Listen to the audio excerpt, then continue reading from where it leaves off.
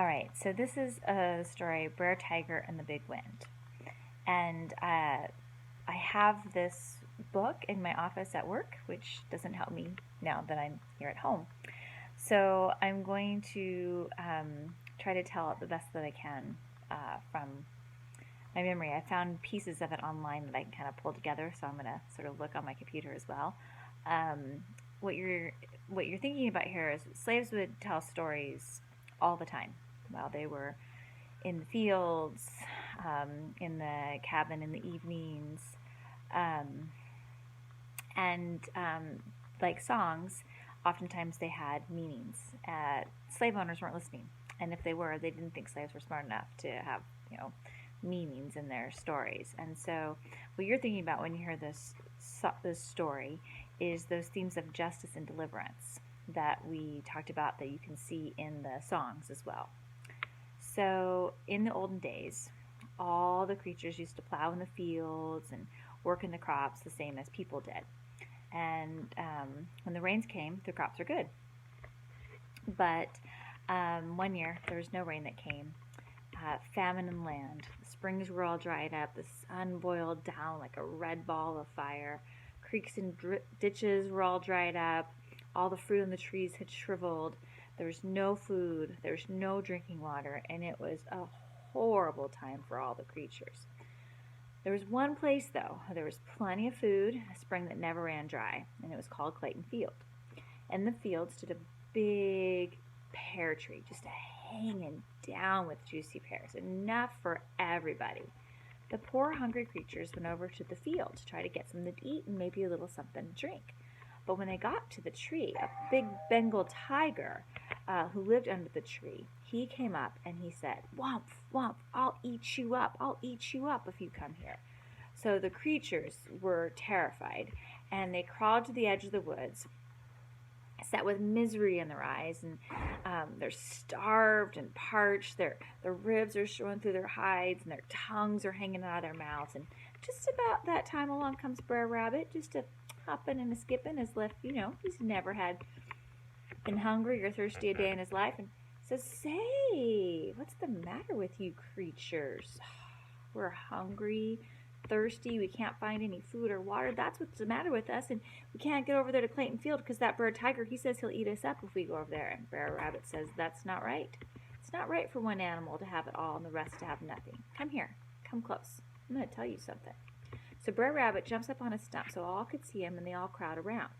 When Brer Rabbit had finished whispering his plan, he said, "Now y'all be at your post before sunup. Everybody come here, and we'll do this little plan he's got."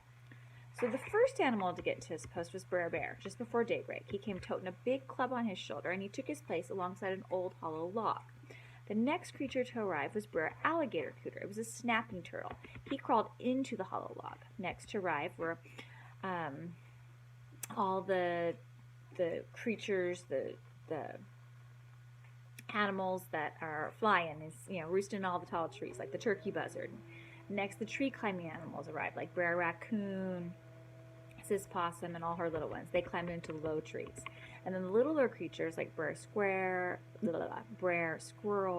Brer Muskrat, Brer Otter, they climbed into the smaller parts of the trees.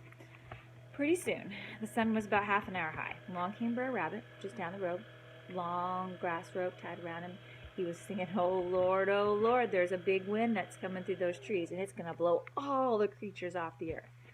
And about that time when he was singing his song, a powerful noise broke out in the woods, and there was Brer beating on the hollow log with all his might, bick-a-bam, bick-a-bam, bick-a-bam, bam, bam. And inside the log, Brer Cooter was a-jumping, bick-a-boom, bick-a-boom, bick-a-boom, boom, boom. Brer Turkey Buzzard, Brer Eagle, Brer Chicken Hawk, they were flapping and wings and shaking the trees. The leaves were flying, the trees were bending. Brer Raccoon, Sis Possum, they're stirring up the low trees. The littler creatures were shaking all the bushes, and on the ground amongst leaves, even the teeny weeny tiny creatures, they were scrambling around, and it sounded like a cyclone was coming through those woods. All this racket so early in the morning woke Brer Tiger out of his sound sleep. "What's going on out there?" he hollered. "What's going on?" The creatures were too scared to say anything, so Brer Rabbit just walked over to Brer Tiger, and Brer Tiger saw Brer Rabbit, and he said, "Tie me, sir, please tie me." Now all this time Brer Rabbit just kept a-hollering. There's a great big cyclone coming through those woods, and it's going to blow all the creatures off the face of the earth. And the animals just kept making a noise, and they kept hollering. "Tie me, Brer Rabbit, tie me." And Brer Rabbit came around by Brer Tiger. Brer Tiger said, "I want you to tie me. I don't want the wind to blow me off the face of the earth." "I don't have time to tie you, Brer Tiger. I got to go down the road to tie those other folks. Keep the wind from blowing them off the face of the earth." And it looks like a great big hurricane's coming through those woods. Brer Tiger looked at the woods where Brer Bear was a-beating and Brer Cooter was a-jumping. The birds were flapping, the trees were bending, the leaves were flying, the bushes were shaking, wind was blowing, and it sounded like Judgment Day was coming. Old Brer Tiger was so scared he couldn't move. He said to Brer Rabbit, "Looky here, I got my head up against this tree. Just tie me. It won't take you but a minute." Brer Rabbit shook his head. "I don't have time to tie you. I told you I got to go tie those other folks." Brer Tiger said, "I don't care about those other folks. I just want you to tie me so the wind won't blow me off the face of the earth." "Please, here, sir, I got my head up against this tree."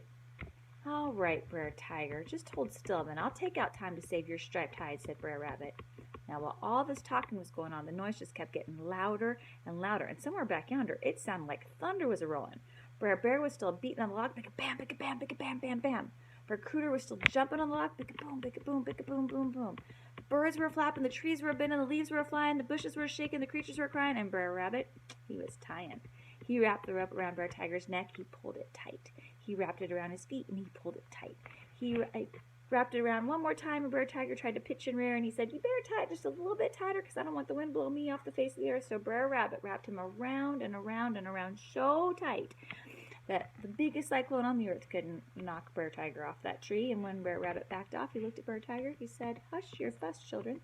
Stop all your crying. Come down here. I want to show you something. Look, there's our great big Brer Tiger. He had all the pears, all the drinking water, and all of everything, enough for everybody, but he wouldn't give a bite of food or a drop of water to anybody, no matter how much they needed it. So now, Brer Tiger, you just stay there until those ropes drop off of you.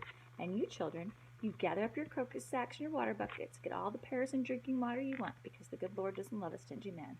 He put the food and water here for all of his creatures to enjoy." After the animals had filled their sacks and buckets, they all joined in a song of thanks to the Lord for their leader, Brer Rabbit, who had shown them how to work together to defeat their enemy, Brer Tiger.